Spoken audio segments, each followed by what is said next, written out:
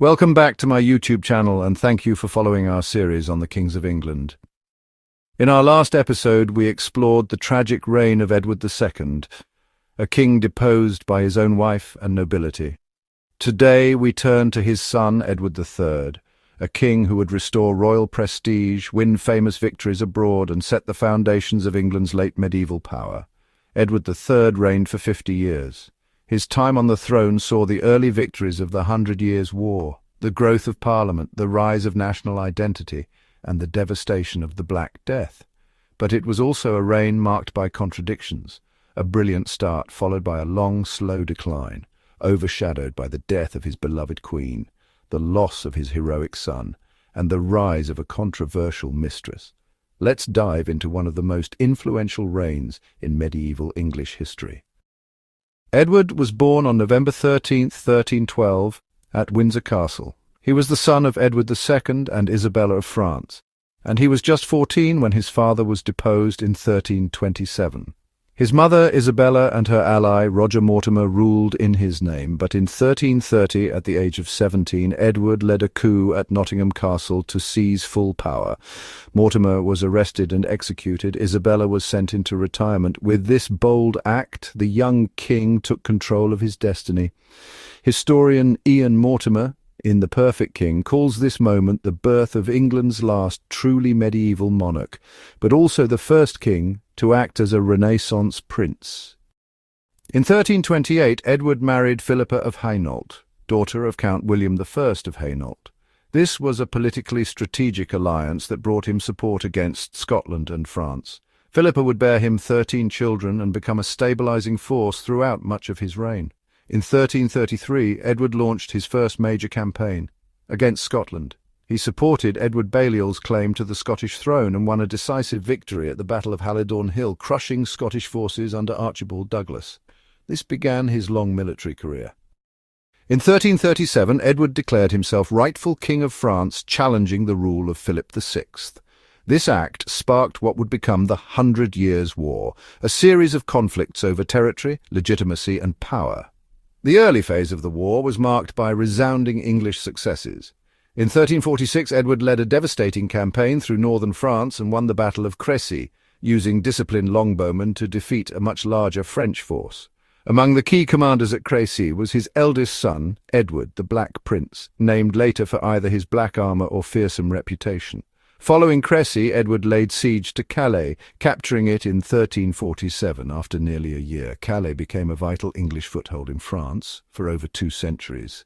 Historian Jonathan Sumption, in Trial by Battle, describes Crécy and Calais as a revolution in medieval warfare, where English organisation and weaponry outmatched continental chivalry. Queen Philippa played a significant role during this period, not only as consort and mother, but also as a patron of the arts and protector of the realm. She famously pleaded for the lives of the burghers of Calais, 6 prominent townsmen whom Edward had ordered to be executed. Her intervention led to their pardon. Philippa's presence anchored Edward's reign, and her court was known for its relative stability and civility. She died in 1369 after 41 years of marriage. Her death profoundly affected Edward and marked the beginning of his decline. Edward's reign wasn't only about war. Domestically, he strengthened Parliament, especially the House of Commons, which gained increasing influence over taxation and policy. However, England was struck by the Black Death in 1348-1349, killing an estimated 1/3 to 1/2 of the population. The epidemic reshaped the economy, labour market, and social structure of the kingdom. Edward responded with the Statute of Labourers in 1351, which tried to freeze wages and limit worker mobility, an early example of government intervention in a time of crisis. Edward's son, the Black Prince, continued his father's military legacy.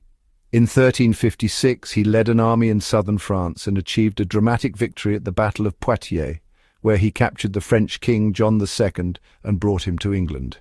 This triumph forced France to accept the Treaty of Bretigny in 1360, under which England gained vast territories in Aquitaine and a large ransom for King John. But the Black Prince's health deteriorated.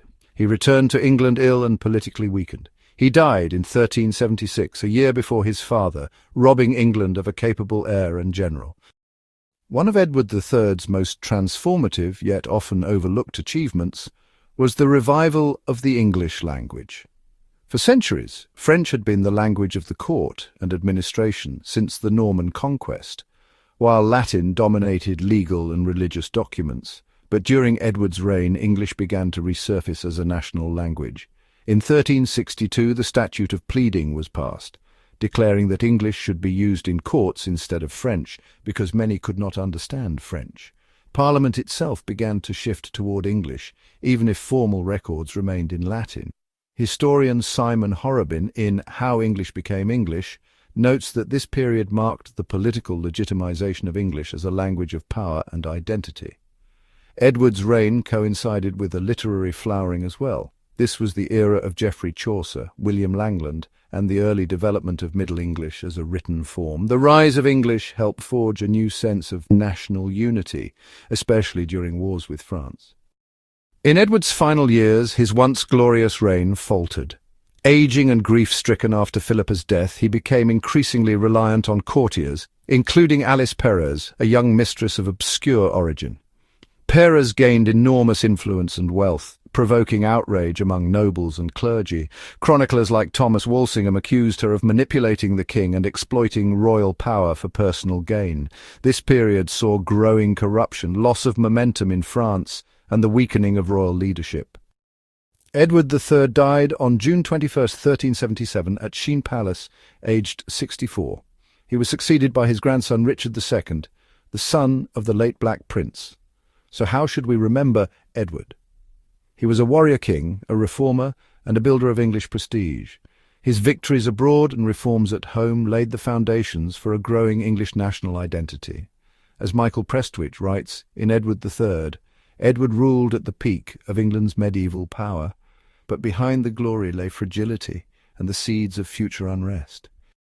Edward III's reign stretched from crisis to conquest, from plague to politics. He gave England a sense of greatness through law, arms, and ambition. But his final years remind us that even the greatest kings are still human, vulnerable to grief, corruption, and decay. In our next episode, we turn to the young king who inherited this uneasy legacy, Richard II, whose tragic story would bring us to the edge of civil war.